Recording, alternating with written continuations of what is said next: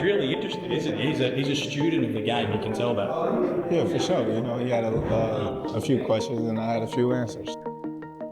Spence gets heavy at times, looking to land the left to the body. You know, we showed that. We illustrated where he'll reach in a little bit, or you can entice him to reach in. Talked about the counter-punching abilities. Talked about the well-roundedness. Talked about the dimensions. Salute him, take my hat off for him, and see how he go to work. I think he's going to be fine. He looked like he's in good shape, you know? He ain't look all out of shape. He looked like, you know, he looked good. You know, he looked mentally off. Okay, so before I say anything, I need you to understand that what you're about to hear is not just a boxing story. This is allegedly a comeback narrative, so carefully constructed that insiders are reportedly calling it the most calculated return in combat sports history. You know, he got Tim, I got Errol, but I think it'd be a good fight for both of them this stage in their career. And why are you confident that you win that bet with Tszyu? Why it's Errol in the fight? Well, I'm not, you know, 100% confident, you know. I just know, you know, the caliber of fighter that Errol is, you know, just like I know the caliber fighter of Tim. You know, I think both of them have taken a lot of damage in their career so far. But I just think, Errol skill-wise. The moment I tell you who's involved, you're going to stop whatever you're doing because Errol Spence Jr. is back. He's apparently been hiding in plain sight this entire time. And the tea being spilled right now by people inside the boxing world is scalding hot. We're talking Terence Crawford, one of the most respected pound-for-pound fighters alive. Off first, he can control range. You know, he can use his long jab just to keep you where he wants to keep you, to set you up with the other shots, combinations at the right time.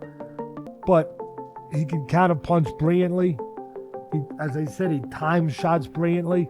But he showed what we talked about in the pipeline, where he took that little step back. Jab, take a little step back, just to entice Spence to reach in with the left. And you can see he was prepared. Allegedly stepping into the gym with Spence ahead of the Tim Tszyu fight, and walking out saying things that have the entire boxing community absolutely shaking. Because Crawford, a man who does not hand out compliments like candy, reportedly called Spence a student of the game, praised his technique, his conditioning, his mental sharpness, and specifically— I've been doing this since 2012. That was a lot, you know, so 3 years off, you know, he come in contact with life too. He come in contact with life too. It ain't just about us and what we want to do and what we want to see. He got a life. He in there, you know, so he did right, and I'm glad to see him come back. Did you see there's like a viral clip of him, you know, Tim Tszyu trying to shake his hand and he's like, nah, you know, I'm not shaking your hand. You know, I've been hearing you talking about you're gonna retire me and all that. Did you see the clip? No, I didn't see that. When they was in the hallway? Yeah. Don't pull it up, Neil. It's good. They was in the hallway? Mm-hmm. Oh, okay. Yeah. I mean, you know. Specifically highlighted his counterpunching ability, which fans online are saying is basically Crawford handing Spence the blueprint for victory gift-wrapped with a bow. But wait, because here's where it allegedly gets interesting. Crawford also reportedly said he's leaning towards Spence to beat Tszyu. And the second that information hit the internet, the boxing community collectively lost its mind, because this isn't just a casual prediction. Take me through the fight. What do you expect that fight to look like? Man, I really don't know. All I know is he definitely gonna get punched on. He definitely gonna get punched on. I mean, I can't tell you how the fight gonna play out. Well, let me hear it then. Harold, go back just a little bit. You got Ronnie Shields now. He's adding to your game. Yeah. I know you, so I know you're gonna be able to pick up whatever it is he wants to give you. Yeah. Going into the ring against Tim Tszyu. People know Errol Spence to be this stalking, plotting southpaw that's gonna bang to the body and rip the head, and the fight gonna last as long as it lasts. That's your thing. Yeah. Is it gonna be some different wrinkles? Are we gonna get a build up now from you, or are we starting are we gonna measure this? Like, kind of take me through what you think. It's definitely gonna last as long as it lasts. You know, that's definitely I ain't my getting away from mentality. that. You know, like I said all the time, I don't get paid for overtime. Yeah. So it's definitely gonna last as long as it lasts. Yeah. You know, as soon as I can get out the ring and get to my family. this is allegedly the man who arguably understands Spence's style better than anyone on the planet, essentially whispering he's ready into a microphone. Except, and this is the twist nobody saw coming, Crawford also apparently admitted it's a close matchup because both fighters have absorbed significant punishment throughout their careers, which fans are now interpreting as Crawford subtly warning us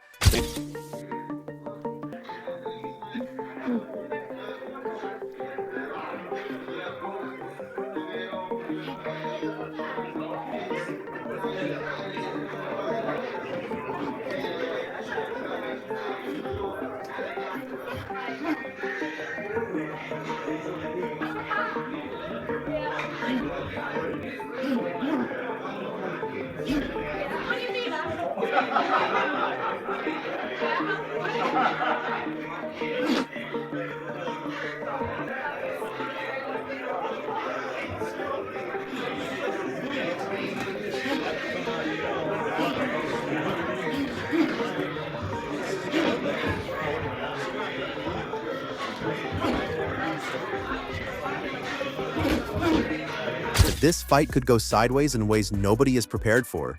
And speaking of people dropping unexpected information, Teddy Atlas, a man who has forgotten more about boxing than most coaches will ever know, allegedly stepped into this conversation and started breaking down Spence's tactical boxing IQ in a way that sounded less like analysis and more like he was reading classified documents out loud, specifically praising Spence's jab, range control, timing, and counterpunching.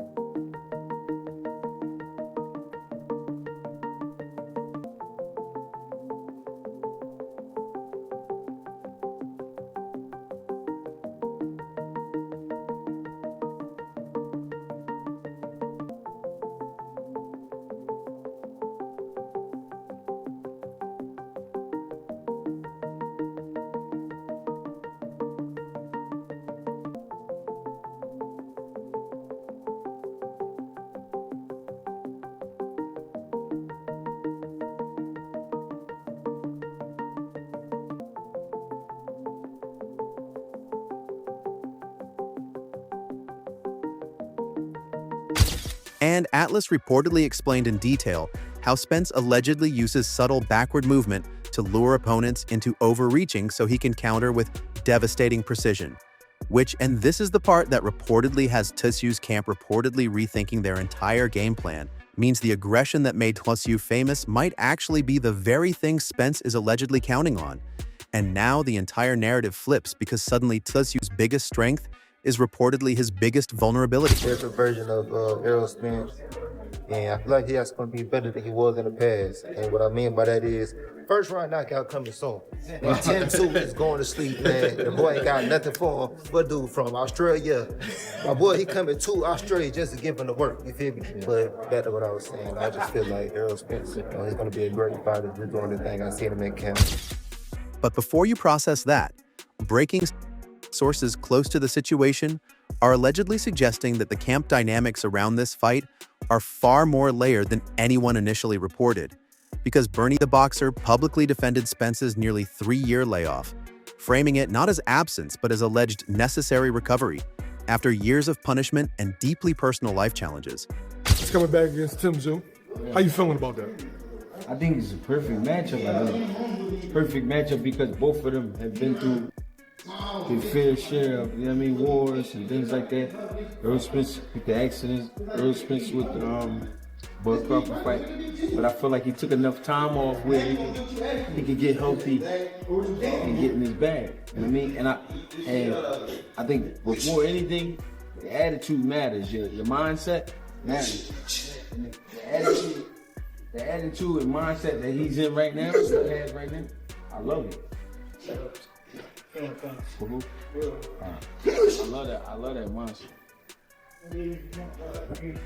It's been almost 3 years, Jim. Yeah. As a trainer, as a fighter, what do you expect? Honestly, I don't know what they expect as far as... Which reframes everything because suddenly Spence isn't the guy who disappeared. Allegedly, he's the guy who survived, reset, and came back sharper, and fans are eating this narrative up while simultaneously speculating whether Tszyu's team made a potentially significant strategic error by engaging in reportedly tense viral interactions involving retirement talk between their camps. He's trying to pump gas, that's all. Errol Spence knows exactly what it is. He knows exactly. I'm just glad he took a little break afterwards. He needed the break. Now, he's not with Derrick James no more. He's with Ronnie Shields. Yeah. And as a trainer, what would you be trying to add? What would be your focus, your goal heading into that fight? Same mentality, but I think I think we're gonna see Errol work behind his jab a little bit more with the movement. I think what we're gonna do is we're gonna see Errol working, but more movement. Not movement like a boxer, but just he's still being a predator, but he's just making sure he moves side to side, or move his head, or take a step back with his hands up. You know, just to give you the space enough for you to do what you gotta do, but not do any damage to him, and then him enough space for him to get. Which analysts online are saying may have done nothing except add fuel to what was already reportedly a very focused and very dangerous Errol Spence Jr. And speaking of focused, Spence himself reportedly stepped in front of cameras and said, Tszyu is going to get punched on, then allegedly joked that he doesn't get paid for overtime and plans to leave the ring quickly to celebrate with family. And look, on the surface, that sounds like confident trash talk. I don't understand why everybody getting upset by stuff they supposed to say. You know, that's what you're supposed to say. You're my, but it's still, you know, we still, you know, you my peer, you know, you still a fellow fighter, you know, so I wouldn't take none of that stuff so seriously like that. You know, who give a f? He said he gonna retire me. Okay, we're gonna see when I beat his. Who cares? He said he gonna, all right, I'm gonna end him. He already been almost ended. I'm gonna put him out for real. That's Errol Spence, you know, right back. Okay, he said I'm gonna tell. Let's see. And you know, he thought Beckham beat his ass. I beat his ass. You know, you just hit him back. You know, all that. You know, but whatever it is, you know, I don't really get into none of that stuff. I don't even care. The people inside this sport are allegedly reading it as a very specific psychological message. Because when a fighter talks about finishing efficiently and going home early, that reportedly means the training camp went well, the body feels right, and the plan is already locked in. Which brings us to the training footage, and this is where the story allegedly takes another unexpected turn because clips emerged reportedly showing Spence looking absolutely explosive during mitt work, displaying fast combinations, sharp timing, and conditioning that apparently surprised even seasoned analysts. Fight. From what I've seen from each of their last fights, Spence 3 years ago against Terence, and again, it's against Terence Crawford, he'll make you not look good. He'll make you not quite look like what you are. But I still think Tszyu is a little sharper punch for punch. The sharp punches he would put together off his combinations, they still look sharper than Errol. But the interesting thing is, Errol Spence, I think, is bigger than him. Even though he's never officially fought at 154, I think Errol's a bigger man than him once he gets up to 54. And the main problem for Tim Tszyu against Errol is going to be that jab. What does he do against that busy, constant jab? Errol with on Errol's jab, side, right? yeah, Errol just keeping that jab in his face. That, I mean, when Bomac prepared for Terence, he said that's the number one thing we got to take away from him. He fights off his jab. He gets confidence off he builds off his jab. He dominates you off the jab. So take the jab away, and we got the fight won. Right. Tim Tszyu is not Terence Crawford. Some reportedly predicting that fans may be about to witness a stronger and more dangerous version of Spence at 154 pounds than anything seen at welterweight. And the internet has been in full chaos mode since because people allegedly thought Spence was coming back rusty, and instead the footage is reportedly suggesting the opposite. But here's the layer that allegedly nobody is talking about. Greg Hackett reportedly gave a balanced breakdown, noting that while questions remain about Spence's sharpness due to limited sparring footage, his mindset and attitude appear, in Hackett's words, extremely focused. And Hackett allegedly stressed that And they do make that fight. And I still saw from Tszyu, he looks sharper to me. And he's been more active. Did you say Robert Garcia said that? Yeah, that he doesn't think that Errol's gonna have anything left. Did he expound on what he meant by that? Just he hasn't fought in 3 years. He didn't look good in that fight against Terence Crawford. Even when I go back and again, it's Terence Crawford, but he got off balance a lot. And Tszyu still has a good, solid foundation to his legs. When he punches, he doesn't get off balance with his shots. Does the weight and the new trainer does that factor in at all? For Errol? Yeah. With what is he with Ronnie Shields now? Yeah, maybe. And he's 54. I think the weight's going to be good for him. I think he's going to be the bigger man. But and he with a different trainer. So what do you think, Rob? I just think we don't have enough evidence. Spence's mental readiness could become a major factor on fight night, which fans are interpreting as a coded message that the psychological edge in this fight may not belong to the younger, hungrier-looking Tszyu, but to the veteran who allegedly went away, faced his demons, rebuilt himself from scratch, and came back with something to prove that goes beyond belts and rankings. And this connects directly to arguably the most underreported storyline in this entire situation, which is Spence's reported split from longtime trainer Derek James and his move to Ronnie Shields, a coaching change that analysts allegedly describe as seismic, because Shields is reportedly expected to add movement, defensive awareness, and jab-focused setups to Spence's naturally aggressive pressure style without stripping away what makes Spence dangerous. Meaning, Errol Spence is in Philadelphia training with Breadman, who I have no qualms with. Now, let's be clear. Breadman has been nothing but great to me. I have nothing. This ain't about Breadman. This ain't about Errol Spence. Like I said, I'll never disrespect people who aided. The version of Spence walking into that ring allegedly has new weapons layered on top of the old arsenal. And Sean Porter, a man who knows firsthand what it feels like to be in the ring with Spence, reportedly analyzed this dynamic and emphasized Spence's ability to build pressure through intelligent bodywork and punch variation, arguing that Tszyu's biggest challenge may simply be handling Spence's jab and physical size at 154 pounds, which reportedly sounds simple until you understand that Porter is allegedly describing a fighter who has been specifically rebuilt for this weight class, this opponent, and this exact moment. Part 2, Errol Spence. You need to hit up Floyd Mayweather and check your pay-per-view numbers. I told you 3 years ago, get an auditor. You said in my interview, you didn't know how to put on a fight. I says, I do. Holla at me. I can put on the Errol Spence Terence Crawford fight. It sells itself. Terence Crawford got his money. You know what I mean? I don't know how much money. I know how much money you got, because I'll just give you guys a hint.